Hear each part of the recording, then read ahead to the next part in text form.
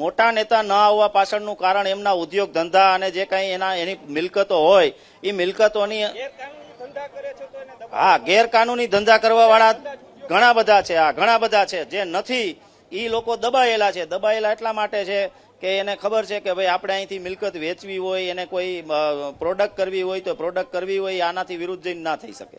પાટીદારો મોટી સંખ્યામાં વિરોધ પણ કર્યા છે અલ્પેશ કથિરિયાનો. પાટીદારો જે અલ્પેશ કથિરિયાનો વિરોધ કરી રહ્યા છે એ બધાના બેકગ્રાઉન્ડ તમે જોવો, એ પદ પૈસા પ્રતિષ્ઠા ગેરકાનૂની ધંધા સાથે જોડાયેલા છે અને એને એ ફરજિયાત કરવું પડે. ચૂંટણી આટલો બધો માહોલ ગરમાયો શા માટે? ક્યારથી માહોલ ગરમાયો અને ચૂંટણીની તૈયારી છે એવું પણ કહી રહ્યા છે.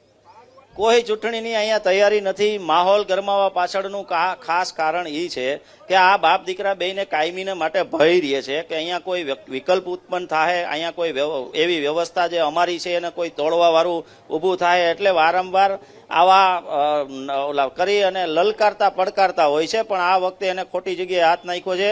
અગાઉ પણ એને જે દલિત સમાજના છોકરાનું અપહરણ કર્યું હતું જુનાગઢથી, એમાં પણ એને થોડીક ઓલી પેલી મળી છે, નામોશી થઈ છે અને હવે એને એવી ડર લાગે છે કે ભાઈ અહીંયા કોઈ બીજો વિકલ્પ ઊભો ન થાય, એટલા માટે એ વારંવાર આવા વાણી વિલાસો કરી અને લોકોને આવી રીતે ભરમાવતા હોય. પણ ખરેખર ગુજરાત અમારા મીડિયાના માધ્યમથી ગુજરાતની સરકારને તકેદારી લેવી જોઈએ કે ભાઈ રીબડા એ બે જણા બાંધતા હોય તો હજારો પોલીસના ઝાડા, પોલીસ શું તમારા બેયના બાપુજીની જાગીર છે કે તમે હજારો પોલીસ વાળાને 15 દી રોકી લ્યો છો?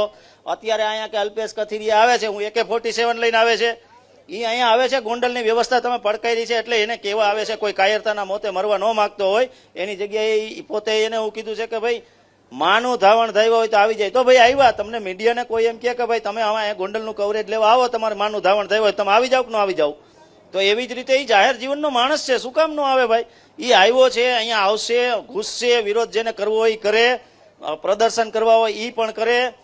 અને અહીંયા કે અમારા ગોંડલની અંદર 100% પરિવર્તનના એંધાણ છે અને થઈને જ રહેશે.